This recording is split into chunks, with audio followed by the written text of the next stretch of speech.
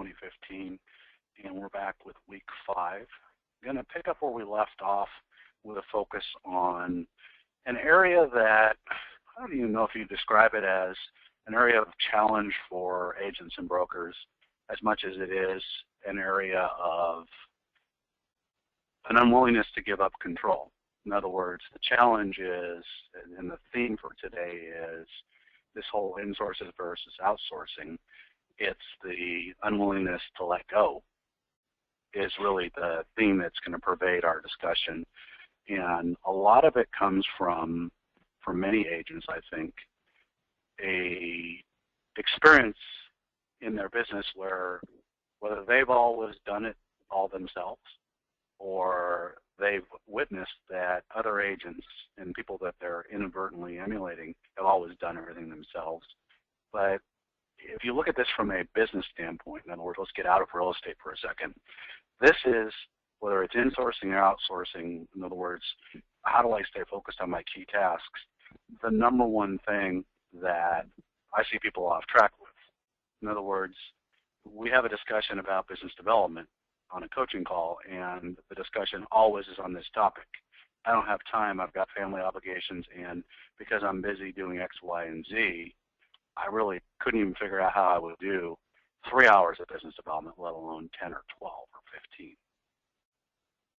So if that's your mantra, and you're shaking your head yes, and you're seeing that that's part of what your challenge is, you need to be thinking today about, okay, am I just a control freak and won't let this stuff go because I'm a perfectionist? Anything you want to add to that before we get into the topic, Stevie? No, this seems to be the only industry that relies on all the shiny objects and everything else to create business. And the truth is, we have to be creating our own business. We have to be in charge of, as the rainmaker and as the CEO for your company, I'm just going to bottom line it, 10 hours of business development a week. And if you don't want to do it, then get out of real estate, because nobody's going to do it for you. I mean, everything what I say about CRMs, it'll do all the work for you. No, it won't. Can you hear the tone of my voice? So, and I want to hire the cheapest person possible, probably from Pakistan, for $4 an hour to do this work for me, which is, okay, that's a solution for you, but not business development, period. That's what I had to add this morning. Good morning. Challenge where, in general, if you're thinking that you want to be the outsourced, cheapest I can do it, you're probably not doing business development, because there are a whole set of agents and brokers in every market that are, in fact, paying good money, whether they've got in-house an assistant or a key hire, or they've got a number of contractors that they've outsourced it to. And they can afford to get off of their plate in their personal world as well as the business world all of the items they shouldn't be doing. So here's the net on this, and we'll get into this today, but here's the deal. If you dig your heels in on this, you're always going to struggle with ups and downs. You're going to have business that'll start and will stop. You're always going to be telling yourself, I've got a good excuse for why I didn't do what I need to do in terms of business development, because you're doing $8 an hour work, or you're doing $300 a transaction work, and we'll talk about this in specific today. Second thing we're going to cover today is a little bit of homework, preparing for 2016 business planning.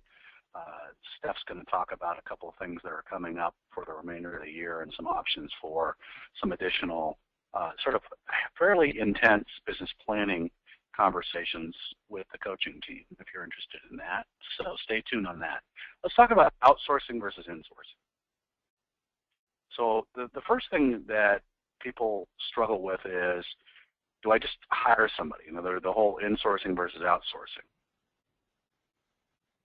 The big issue here, and this is something we want you to be thinking about, is if you don't have the aptitude and experience to recruit, train, mentor, and lead by example a staff, you probably are going to be better suited to put contracting in place and outsourcing. Whether that meets with your personality style and you are scared to death of having people make mistakes and be outside of your office control, where you can sit there and manage them, and micromanage in some of your cases, you need to get comfortable with that. In other words, one of the things that I see, and I know that Steph will probably have some examples of this, is people will say something like the following. I tried to go outsource contract to close. I hired somebody. They made a couple of mistakes, so I took it back. Well, what you're saying is you're only worth $300 a transaction, because that 10 hours a transaction or 12 hours a transaction that you could outsource for $300 or $400 is only worth $400 to you, and you want to save that $400 versus the 10 hours or 12 hours of time. Now multiply that by several transactions, and what you're doing is the same way we tell a seller, if you're unwilling to lower your price, you're essentially buying your house back versus what the market will bear for it. Well, what you're saying here is you're only willing to pay to earn $400 in terms of your time, and you're okay with that. And it's interesting because there is a direct correlation to people who have inconsistent production and them being control freaks about contract to close or listing setup. And one of the things that I was very adamant about, and some of this comes from the fact that I come from Silicon Valley and we had no choice but to hire staff. Sometimes we use contractors. And I used to be a big proponent of you need to lead by example. You need to be able to show them what you want to do, not just say, go do this. And this is where agents struggle, especially the control freaks. They don't realize that people are going to make mistakes. When we brought in contract to close and we used contractors on our team in St. Louis, I remember several times that the contractor, and she was not nearly as experienced transactionally as Stephanie or myself or even a lot of other agents. And once she made a couple of mistakes, I sat down and I worked with her on how to learn from the mistakes, how to not have that happen again, and how to have it be something where we're continuously improving. The challenge is, for many agents, they're not willing to do that. It's, oh my God, this contract to close person made a mistake, and I'm not going to ever let them have a transaction again because God forbid there's a mistake made. You get accolades from your past clients and your current clients based on how issues are handled, not whether mistakes are made or not made. In many cases, they're not even going to realize what it is. And you may have a system issue. You may have something you want to talk with us on the coaching staff about that help you improve your process. We got so good at this from an outsourcing standpoint that on a pending transaction basis, in 1 year, I think we put 98 contracts in place. We had 2 not close. 2 in a difficult market. You remember how crappy financing was after the market reset. It didn't matter. You can't blame this on TRID. You can't blame this on other things. We were so proactive on how to solve problems and get transactions to the finish line without having to be in the middle of it, that it was easy for us to have contractors. We eventually got to the point where we brought somebody in-house. We owned an independent brokerage, and it became necessary to move somebody from a contract position to a full-time staff position just because of the volume. Most agents and teams, unless you're a very high-volume team, can work with contractors fine. You may choose to have a single hire, but back to this first point, what you want to realize is if you don't have the ability to self-recruit, to train, and to effectively manage the staff, you may have challenges. You're going to have turnover. Your control freak behavior may drive people away. Not letting them learn and make mistakes and realizing they're going to be able to make mistakes and learn from them. It's not the end of the world. Now, if somebody's got ethics issues or complete skill level, you need to go back to your hiring process, both for contractors as well as in-house. Anything you want to add to that before we get into the next couple bullets? No, I just want to kind of, on top of what you said, people, we learn from our mistakes. Every time we make a, holy crap, I got nothing pending for October, well, what did you learn from this? Well, I didn't follow up with my investment portfolio. I lost 3 people, or 2 of my pendings went sideways. The reason those things happen is because you're not doing your due diligence for lead generation. This is all back on you all. And I just want to say it again. We learn from our mistakes. I hope you're learning something from your mistakes. I hope you're learning that when you hired inside sales but you didn't hold them accountable, that's on you. I hope you learned when I don't have my next 5, that's on you. That's on you. So the mistakes are God's gift to us. So embrace them. I'm going to try to put a good spin on it. Good for you. You made some mistakes. Good for you. That's the only way we learned. So I'll let you go with that, Kevin. Well, and you're going to make mistakes. Yep. Like going out on a listing appointment and realizing you didn't pre-qualify it very well. Now, why do agents struggle with the whole, we touched on one topic, which is the control freak. I'd rather do this because I'm better at it, I'm faster at it, etc. The big challenge, and just to tie down what you just said, of the, oh, wow, I've got nothing pending, or, oh, wow, I've got no active listings, is something you're telling yourself in the back of your head, and it's a tape you're playing every day that's giving you a pass on the boring, mundane tasks. It's not really going to kill anybody. My wife or husband's not going to notice that I really didn't do what I was supposed to be doing today. First of all, it's because there's no, as we talked about before in the real world, like in high tech and startups, there's no boss that's looking at you going, well, you really didn't do anything today or this week. Now you wake up 90 days later, and here's your challenge. You've got nothing pending, and you've got nothing active, or vice, or both, because you spent the preceding 90 days screwing off. Yeah. You told yourself every morning, I'm doing something important that you did instead of the boring, mundane tasks. And why is this in here under insourcing or outsourcing? If your excuse follows on from that to, I'm so busy doing X, Y, and Z, and it's worth $300 a transaction, or it's worth this, you got to get rid of that and get back on the boring tasks. Business development. If you watched what a top Edward Jones person does, they do exactly what you're supposed to be doing. They're out door knocking. They're out meeting with people. They're conducting face-to-face conversations or phone conversations all day long. They might talk to 100 people in a day, and we have a hard time getting people to do that in a week. Yeah. And you sit back and go, wow, that Edward Jones guy has a business where he makes like $1 million a year. Yeah, well, he acts like it. He actually goes to work every day. Now, in their model, when they put you through training, if you're unwilling to do the tasks, they kick you to the curb. Unfortunately, again, in real estate, there's nobody doing that. So if you ever wake up and you're like, I really am unhappy with the way my pipeline looks.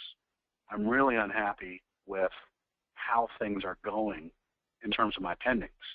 Go look at what you did for the last 90 days and give yourself an honest assessment, because I can tell you 100% certainty you weren't doing business development. And had you done that for 10, 12, 15 hours a week, not per day, a week, you would not have the problem you have right now. It's not your market. There's somebody in your market that has all those pendings. There's somebody in your market that has all those actives. Because the sellers don't sit around and go, God, Kevin never called me, so I guess we'll wait and not put my house on the market. Right? But we act like this as agents. And this is in here about outsourcing and insourcing, because it's this boring, mundane activities that we give ourselves an excuse. The sister argument to this is you get desperate and you start what you see down below here, which is you get way out of bounds on buyers versus listings. This is the sort of the third leg of this excuse tree. And the third leg of the excuse tree is I've got so many building inspections and so many pendings on buyers, which is usually somewhere less than 2 or 3 or 4. Especially with TRID and what we're going to go through in the fourth quarter. That the excuse is, I don't even know when I would get on the phone and do any business development. I can't do it. I'm too busy. I'm spending hours doing X, Y, and Z. Again, your trading off out of desperation things that you should be doing. Those of you that have been through Listing Mastery with us know there is no model for the buy side of the business that scales. There is no model for the buy side of the business that scales. If you've chosen out of desperation to overload yourself with buyers, your business is going to suck. I hate to be the bearer of bad news. It's not going to ever work well. You will always be playing the tape in the back of your head of, God, I don't even know how I can get on the phone and get 10, 12 hours of conversation timing. You're never going to get there. And that's the whole busy is the enemy of success. I skipped over a bullet here. I'm going to come back to it now. We've talked about this under shiny objects. We've talked about this on preceding calls. This is what I call replicating garbage. It's garbage you see on social media. It's garbage that you get in a webinar or an email that is based on pure fiction. There was a conference in Dallas, and the gentleman that puts it on thinks he's a rock star, and he was talking about expireds and withdrawals, and most of you know exactly where I'm going with this. He's full of garbage. He's talking about a market condition that doesn't exist with very few exceptions. But he was able to get, because of promotion, 200 or 300 people to show up and listen to them shovel garbage all week long. Shame on the real estate industry. Don't be a consumer of garbage. And the garbage is really put out for you to basically feast on in social media. Stay out of there. Don't blindly follow models and agents, even in your market or your office or whatever you see, that don't pursue something that makes sense.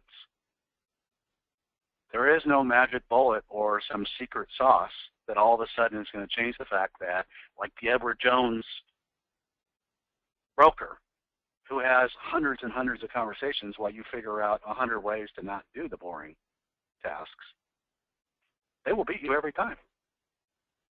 They're going to kill you and crush you. And this is a zero-sum, X number of transaction model. Your market, sellers are not going to wait for you to get your shit together. They're really not. They're going to list with somebody else. If you choose not to get in touch with more people, somebody else in your market's going to run into them with a name badge on, and you just lost $10,000.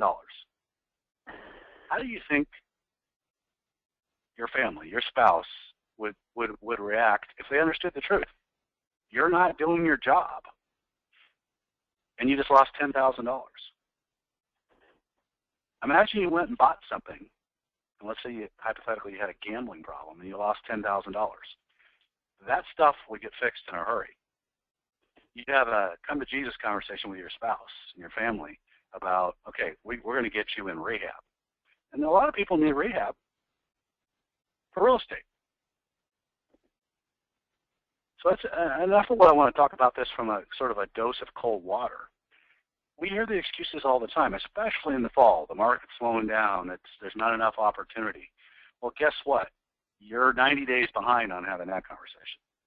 Well, all we can do now is move forward. I'm not trying to beat you up and say, you know what, if you're screwed around for the last 90 days and didn't know what you should do, just give up and come back in the spring. Absolutely not. Every agent and broker we've ever worked with that has either come to us, because a lot of people started in coaching in the fall, or got into a slump that would actually go back to work, has had a fantastic winter and first quarter. I can't fix your October on October 20th. I can't fix your November on October 27th. But I can certainly make things 75 to 90, 120 days from now rock. So the bad news is we've got to get back on track. The question is, are you going to do it today or when? So let's talk about the leadership and handoff and what works best.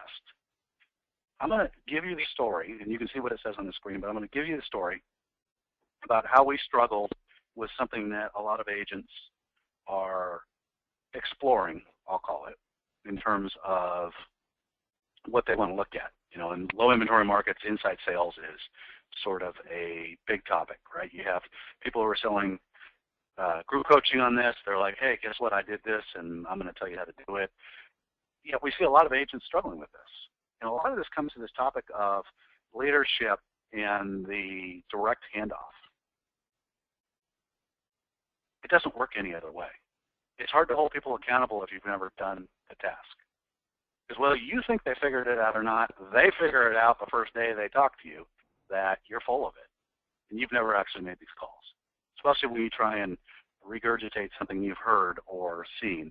Even though, for example, call rounds, geographical calling is a non-skilled based call. In other words, it's not like an expired or a withdrawn where there's a number of tactical things you need to be able to do, and the strength of your conversation, ability to handle objections, has a direct effect on your conversion. Inside sales and call rounds, even though it's a non-skilled, meaning the more people you talk to, the better results you'll have. So it's time on the task, not skills. It's this wanting to go from step one to I'm just going to hire somebody. I'm going to outsource. I'm going to just do this. I'm never going to do this. I'm going to figure out how to run this up on my credit card and not have to ever do it. We see a high coincidence of this in failure. When we did inside sales, I spent 30 hours with the inside sales team at our office. We had some people that showed up and left in the first hour. They're like, I hate this. I'm not going to ever do this. And they were out of sales calls. They walked. The guy you thought was the strongest player walked out in the first 20 minutes. The girl that we thought might be struggling turned out to be the best because she would just do the work, and she was like a sponge to learn how to do it. Had I not been willing to make calls in front of them, to work on the intonation and some of the other things you need, that when people act like you just ask them if you can kill their kids because they have an attitude on the phone, and how you handle that and not stumble through it. If I had never made any calls, we would have had 100% turnover. Mm-hmm. But because I could demonstrate and say, look, I found 3 opportunities over a course of several weeks, we actually had great success with it. So it's this leadership on all tasks. Same thing with contract to close. Same thing with other tasks. You can't skip to the end step. Now, you may be lucky enough to find somebody in your marketplace that's an experienced agent who's now doing contract to close or some other thing from your, as we'll talk about where to find these people, and you may have an easier time of this. But if you're trying to not hold them accountable, usually what we find is it's because you wouldn't even know how to hold them accountable because you've never done these calls and refused to do them yourself. Or you haven't bought in that they'll actually work, for example, on inside sales calls. And again, you're trying to avoid the mundane tasks. There's nothing stronger than to say, okay, for the next 3 weeks, I'm going to call side by side with you to say you're committed to make this work, and you're going to back them 100%. Now, if you're outsourcing it, one of the subtle things that happens is you can call BS on their excuses for why they haven't found opportunities. Because you understand what's real and what's not real. Okay, they've been calling for 10 hours and they can't find any opportunities. You know that's not realistic because you've been calling yourself and you know how it works. Don't be that person who thinks they can buy their way out of doing the boring, mundane tasks. We've talked about human error. We've talked about this again and again and again. We're all going to make mistakes. I certainly demonstrated that in front of my inside sales team by getting, caught up in phone conversations, having people hang up on me, having people go off on me and say they're going to report me to the FTC or the Attorney General or other things. Did I do a perfect call every time? Absolutely not. Do you get better the more you do it and the more focus you have? Absolutely. Get yourself from playing the tape that says, I'm focused on perfection, no errors, and get into the reality of let's learn together. Let me help you do better at this. We're not doing brain surgery. The contract to close person who makes a mistake that has to be fixed, and maybe you got to jump in for a half an hour of time on one of 10 transactions they do for you. It's not brain surgery. Nobody is going to die. Stop acting like it's brain surgery. They even plan for human error in brain surgery and surgery. That's how they train residents and surgical residents. We act in real estate like it's absolutely never tolerable to have this. Just remember, you're buying back at $400 a transaction 10 or 12 hours of your time, and you're worth a lot more than that. Now, time to work or play. Some agents are addicted to their work and being busy because they're not really excited about the boring, mundane tasks because they would have to actually go do those, or they don't have any activities. They don't have any life outside of work. They're just busy. Need to get really, really clear, whether it's insourcing or outsourcing, on the fact that I got to get back to business development activities. I'm going to do business development. Business development gets done before anything else, and nothing else matters. You're going to have so much free time when you get yourself into the right spot that it might scare you. We tell you the story again and again of people who are used to shadowing busy agents, and they plan on a week. They plan a lot of time. One of the ways you'll know if you ever go shadow an agent or you hear a story about shadowing an agent, and that agent is on track 100% with their business development, is the shadowing will last usually about a half a day or a day, because you're going to see nothing but business development. And what do we talk about this activity being? Boring and mundane.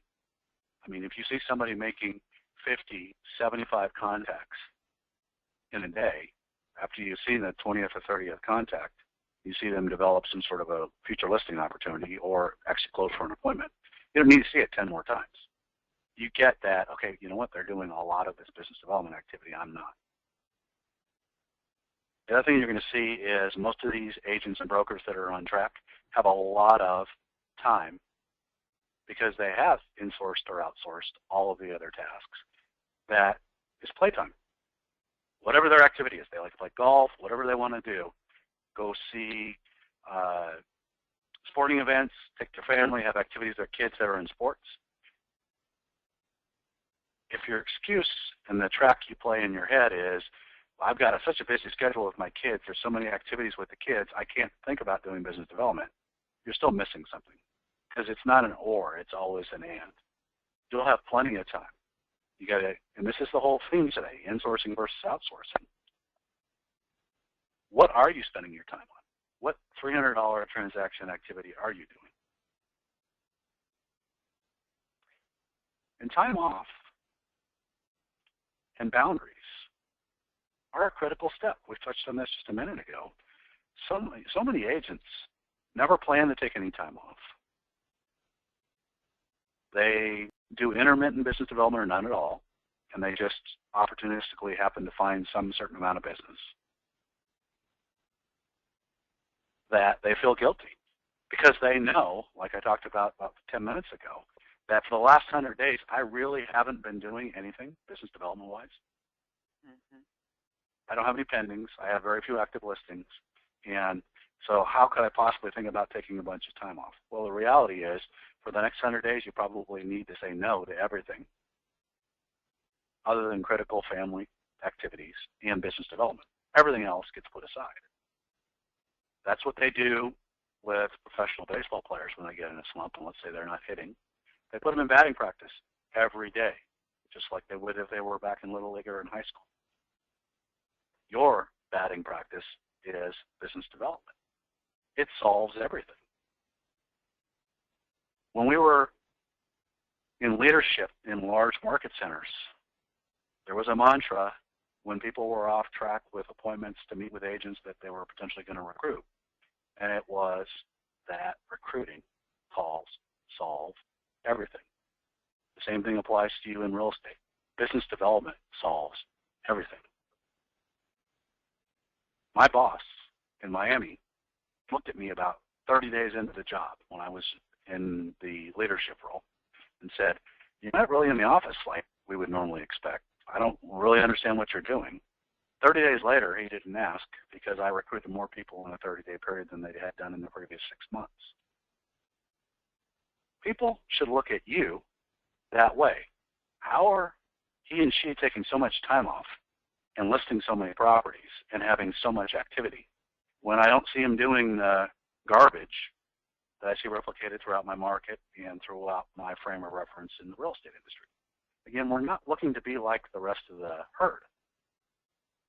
Don't emulate that way. Plan for plenty of time off and get really, really clear on what you're going to do with that time, because if you don't have a plan for it, you're not going to take it off. Yeah. Can I make a comment? Yeah, go ahead. Most of our clients are succeeding at a level that's almost incomprehensible at some of our national brands. They're working 25 hours a week. They're carrying, for one particular client, an average of 5 active listings, 5 pendings, 5 coming soons, and 4 or 5 closings. And that's their goal, rolling 5s. And they work 25 hours a week. And they schedule time off for at least like a 4-day weekend every quarter. It gets on the schedule and they commit to it. So they also stay out of the mundane things, the marketing, for instance. They stay out of contract to close issues unless the house is on fire. They also stay out of, and I want to tie this down because we are about Pura Vida in all things, that we had a client in St. Louis. He's in the top 50 now out of 8,000. And one weekend he was supposed to go on listing appointments or do lead generation and lead follow-up on Saturday mornings because that's when we say to do it. Well, I didn't get to it this weekend, Stevie, because I was putting up a fence in my backyard and blah, blah, blah, blah, blah. And I said, well, how much are you worth an hour? Because you hang out with us, $300 an hour. How long did it take you to put the fence up? Whatever, 12 hours. Why are you doing that? Do you love putting fences up? So when we talk about outsourcing people, we're not just talking about outsourcing specific tasks that are relative to our business. We're talking about, do you really enjoy mowing your yard? Yes or no? No. Well, hire somebody to mow your yard. My youngest son, is a certified financial planner and a CPA. He makes a really, really, really good living. And he used to, how many times have we gone to St. Louis and either seen my kid, who's in his 30s, mowing the yard or power washing the house? And he listens to us over time. And he's like, Mom, you're going to be so proud of me. I hired somebody to take care of the lawn. I hired somebody to power wash the house. We hired a housekeeper for Emily and I so we can spend more time with the baby.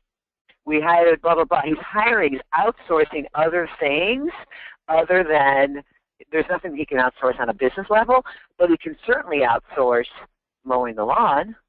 He can certainly outsource planting trees. He can certainly, get my point, people? It's not just about the business tasks. What other things, why are you painting the kitchen? Do you love to paint? No, but my wife wanted the kitchen painted. Well, then hire a painter. You should know a painter anyway. You sell houses. Well, why are you blah, blah, blah? Go ahead. But here's the challenge. It's the chicken and egg problem. And I want to make sure we keep on, because we got to talk about this business development series that you want to launch between now and the end of the year. Okay. Anything other than business development are all distractions, right? In other words, you need to do this. Here's the cold water that's coming back again. Here's the reality. If you've been screwing off for 100 days and you've committed to your spouse that you're going to fix the fence or paint it, you're probably in trouble, right? Because you're probably thinking, well, I don't have money to do that. Right. We can't fix it for 100 days, but from an instant gratification standpoint, start saying no to some things. Start changing the timing on what you're doing and get to work for the next 100, 120 days so you can outsource things. In the case of Stephanie's son, he makes plenty of money. He's got a set of leaders and boss that keep him accountable, right? He can't not meet with clients and not have phone conversations. Hell, he even flies across the country to go meet with some of their bigger clients. Yeah. He does business development. That's all he does, other than research and product stuff. The same way we teach you to learn your market and products, he does. But the difference is, and this is the curse of real estate, there is no one that says, you really didn't do anything for the last 100 days. Because in the business world, outside of real estate, you'd be fired. So here's the deal. You've got to work. You got to get back to work. If you're, as we described, less than pleased with your pipeline, number of listings, pendings, and feel like, oh my God, what am I going to do? Well, the answer is business development, and more business development, and everything else gets on the back burner. Figure out how to get back on track. It's like the batting practice. You got to start going back to work. Doesn't mean you don't start your search for outsourcing, right? This is an outsourcing, insourcing discussion. If you know you've got to get contract to close off and you aren't ready to do it yet, and you know in your business model of, for example, insourcing, you want to hire a key single hire, work with your coach if you're in coaching with us, or get information on how to do this, but get your network spun up, get a description written, get a hiring, whether it's a contractor or a direct hire inside, and go through the process of building your pipeline, just like I described in the recruiting world, of people you're in conversation with. It's not going to happen overnight. And this gets you out of the cycle of, I'm going to hire somebody, it's going to be a panacea, you know, they're doing inside sales, and now 100 days later, because I've never done the calls, I didn't do any calls with them, I don't even know how to hold them accountable, and we didn't get any results. Unfortunately, there are a lot more of those stories than the opposite, which is, I know I want to have somebody in by February. I'm going to talk to my allied resources, title, mortgage, other real estate players. I'm going to get the word out that I'm looking for somebody like this because I'm going to hire 2 people by February. If you do your job for the next 120 days, you'll have plenty of cash flow to do the hiring, especially if you've done a good job with your plan. But use your network and get your search started now. There's no, oh my God, I've got so many pendings, I need to figure out something for a contract to close, which is something that we see when agents get off track, right? They're having all this success, then all of a sudden they're like, God, I got to find somebody. It's like a Band-Aid now, right? I've got to cut. I got to apply something to do this. When we see that happen, we see people cut corners. They'll hire a contract to close person they know is not right. They'll outsource to a contractor that in their gut they know it's not right, instead of starting their search now. So despite the fact that we're talking about why so many people struggle with this insourcing and outsourcing, you need to be doing in parallel a search. You need to be clear on what you're doing. And if you're working with us in coaching, we can help you get really clear on what your candidate will look like and how do you vet and pick the right person. And your network is going to give you better candidates than you will randomly looking around out there. If you're at a loss for how to manage this process, we can certainly help you. Use your network. So in-house versus out, this is such a specific decision for each agent, their personality, skills, the way their business operates, that there's no right answer. We did a combination of in-house and contracting. Some of the contracting roles were so specialized that we've seen plenty of teams bring it in-house, but we didn't want to deal with the payroll issues. We don't want to deal with the hassles. And quite frankly, we could find better people that we're not willing to work as an employee that would be better going will work as a contractor. So you've got to figure out. You may end up with a mix. You may end up with just a single employee. You may end up with a couple of contractors. Whatever's going to keep you away from business development either needs to be outsourced, stopped, set aside. It's the whole instant gratification versus later. You may have to say no to a lot of things, especially if you've been off track for 100 days and you've been playing that tape of, no problem, I've got this. And now you look up and you're not happy with where you're at. You actually own the business development for your business. There is no consistent model that you show people out there that just magically things rain and they have consistent business that's profitable. I'm certainly not saying that there aren't examples of people that have figured out how to get cash flow and they run like a low margin home shopping network. They're advertising, they're buying $50,000 endorsements, and they're doing all sorts of things to buy opportunities. If you look at their P&Ls, they're doing a tremendous amount of volume. Don't get confused with volume. They're also on razor-thin profitability. You make more in 10 transactions than they would make in 100. You make more in 10 transactions than they make in 100. That's why they sometimes are doing 4, 5, 600 transactions. Remember, I have direct perspective on this. I've worked for a team like that. What happens when the market shifts and their burn rate, like the agent that we know in Texas, had 29 buyer specialists, was advertising on TV, and he was burning through hundreds of thousands of dollars per month? He went out of business. The whole thing imploded. So business development is something that you own if you want to consistently be profitable. We'll get through the next couple things, and I know Steph wants to talk about the business development piece. I'll go through these fairly quick because we talked about this. Emulating successful practices around business development are key. We've beat this one up hard today. Don't emulate bad practices. Shut off all the distractions. This probably means that you have to say, I'm going to make a list of things that I'm interested in, but for the next 100, 120 days, I'm going to do things that work. I'm going to have more conversations. I'm going to meet with more people. I'm going to talk to my sharks. I'm going to get into my database and figure it out, especially social media. Here's the challenge. As the market slows down in the fall for these people, these tech evangelists and all these other people in the ecosystem that suck money and distract agents are out in mass on social media. Don't let yourself fall into the task of getting distracted. It's especially problematic in the fall and the winter. Think about billable hours. Be honest with you. Do an assessment of what you've done for the last 100, 120 days. Pretend like you got a review with your boss. It's a quarterly review. And they're going to ask you about the last 90 days. How much time, how many billable hours of business development do you have? For some of you, this might scare the hell out of you. You might be like, I didn't do more than X. For others, we know what the answer is. It's going to be in the hundreds of hours. I'm going to repeat that again. The top performers are going to give an answer for the last 90 or 120 days of hundreds of hours of billable time.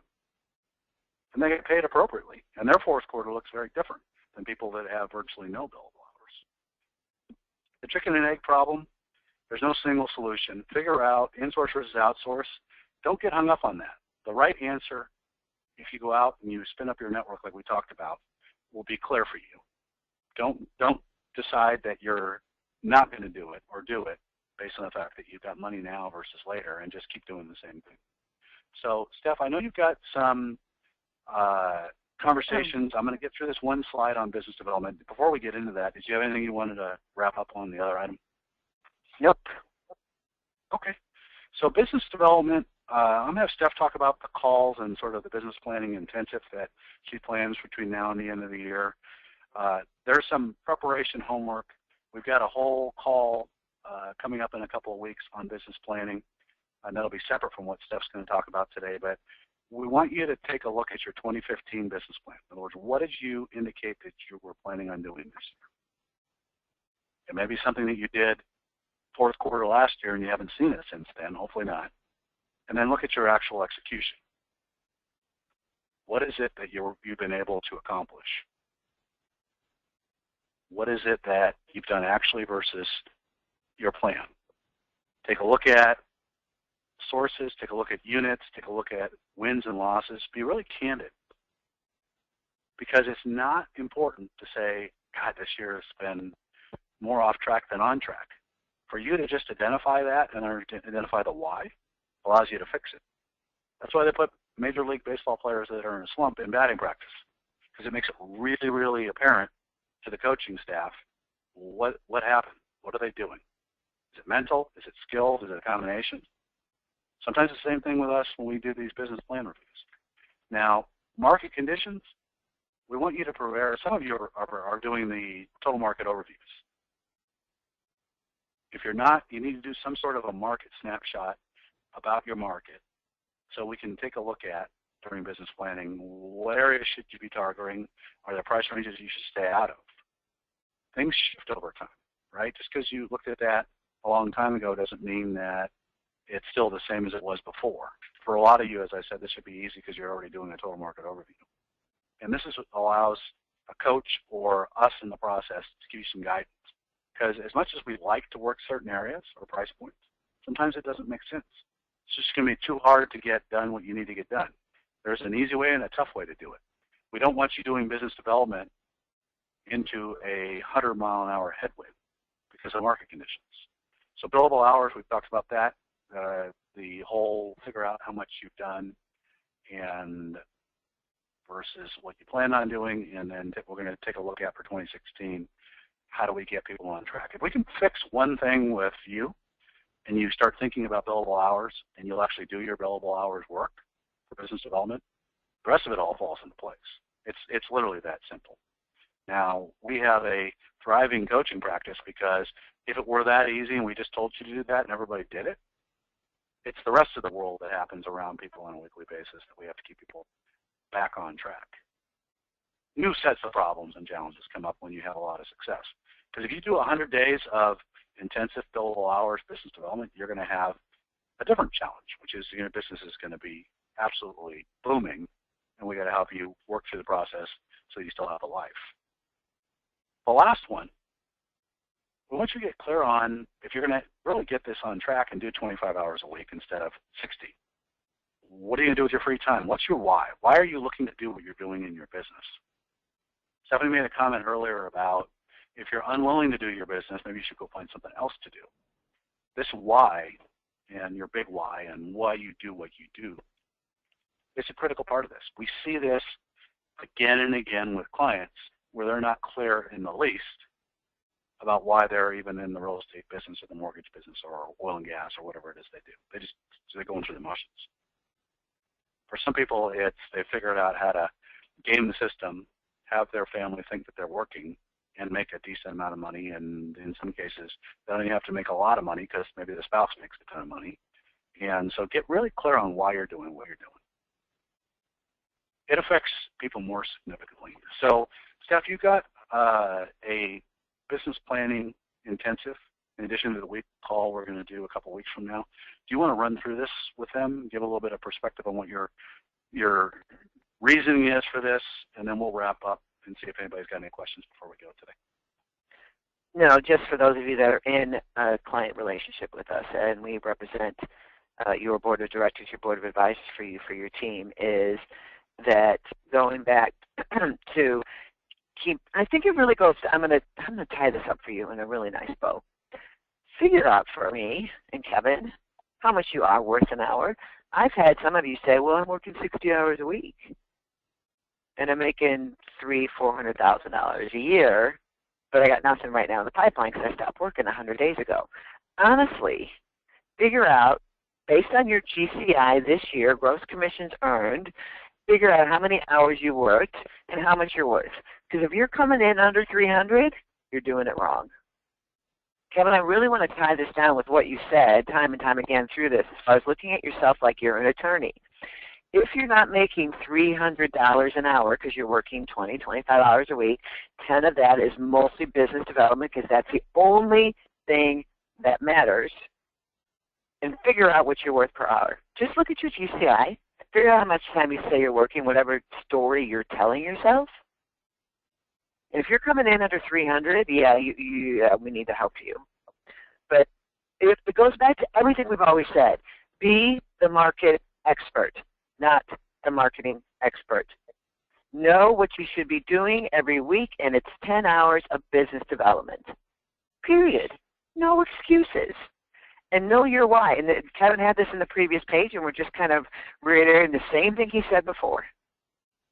Know your numbers. If you don't know your numbers, and we can't measure your performance unless you know your numbers, because you're supposed to share them with your board of directors and your board of advisors. So my challenge to you as far as homework today, start thinking about each and every one of you that's on this call now or listening later. What am I really worth per hour? This is the questions. Am I doing 10 hours of business development every week? Yes or no? How much money have I earned year to date? and break that into that, whatever that number is in your head, 20 hours, 30 hours. Some people say I work 60 hours a week. I'm going to call bullshit on that. And divide your GCI based on the number of hours a week that you're telling yourself. And if you're not coming in at 300, we got some work to do. What we can't measure or what you don't measure, we can't help you with. You have to measure your return on investment. Period. And it goes down to, what does that equal? Billable hours. Start thinking like a lawyer. So let me ask you a question. On the last slide here, they're going to receive some information from you, especially if they're in coaching with us, about this series of 3 or 4 business planning related coaching calls. It's like a coaching intensive on business planning. This is a genesis, isn't it, that we see agents getting off track in the fourth quarter, losing momentum, and then not doing what they need to do from a business planning. So what this slide is outlining is some information you're going to be sending out specifically about these calls. When would they expect to see that information if they're interested? So today is Tuesday. So what we've done, guys, is because we've got several of you and 2 of us, and we typically do 1 call a week, is we're going to launch a specific one-on-one session with each and every one of you. We're going to ask you to please join us to taking business development for 2016 seriously. We're going to take you to the next level. So you'll be getting something from me, inviting you to additional 2 calls a month with Kevin and I through November. It's a short series, November and December. We're going to work on business planning, and you're going to be honest with me, and we're going to be honest with you. So what we're actually inviting you to, the reason for this PowerPoint is we're launching something specifically for our business clients, for the people that were on their board of directors, a series of calls that we want to get you into for the next 60 days where it's only going to be specific about business planning. Every week we talk about something different, of course, because we're not like those coaches that say the same thing every week. But the reason this is here is you will hear from me by Friday what's involved in the business planning clinic, one-on-one, board of directors, board of advisors role between you and Kevin and I. So we're coming to get you. We're coming to help you. We're going to have our 1 weekly coaching call, but we're going to have 2 extra calls November and December for those of you who are with us now. Come heck or high water. We're here to make it happen for you. So thank you for tying that down for me, dear. Okay. I don't have any. I'm just going to look real quick here and make sure we don't have any. I think we covered everything. Okay. Yeah, we got through everything. This will be out and up on the playlist for replay probably no later than tomorrow night. Yep. We'll get it processed and ready to go. If you have questions about this, or you take a look at this and you're like, holy cow, I'm way off track, during your weekly call, if you're in coaching with us, raise your hand. There's no shame in saying, hey, look, I've been screwing off for 100 days and I'm way off track. Yep. People pay us a lot of money so we can help you. We can't help you. It's kind of like somebody having chest pain, going to the doctor and saying, I'm fine. We're not going to the doctor. This is just like that. If you've got massive chest pain because you haven't been working for 100 days, just raise your hand this week and say, yep, I'm so far off track. If you were me, help me figure out what to do to get back on track. Because the good news is, yep, and I want to end on a high note, you can fix this. I can tell you we did. I'm going to close with a story. The first 90 or 100 days in St. Louis, we arrived there Memorial Day weekend 2006. I just found out I had melanoma, I had cancer. We had just about every distraction I could have. Had surgery. We messed around and did all sorts of stuff and burnt through a lot of money. Mm-hmm. But after about 100 days, virtually nothing going on, I got to work. We ended the fall of 2006 with 36 closed transactions. So don't ever tell yourself, oh, you know what, I screwed up. I didn't work for 100 days. And I'm going to give myself a pass because I'll just worry about it next year. It's never too late. Yeah, it's never too late. Nope. So I want to end up on a high note just because we've been there. We speak from experience. We've done it too, where you wake up and go, I remember the conversation with Stevie. She said to me, we've burnt through so much money that if you don't get your act together and get us some business, we're going to be in serious trouble here. And I got to work. And 90 days later, we had 36 closed transactions. I was doing a hell of a lot more than 10 hours business development per week. But I can tell you, you can get on track. So with that, we'll end for the week. We'll have this call up, and you'll get an email from us once it's up in the playlist. And let us know if you have any questions. Okay. Peace and love, guys. Talk to you soon.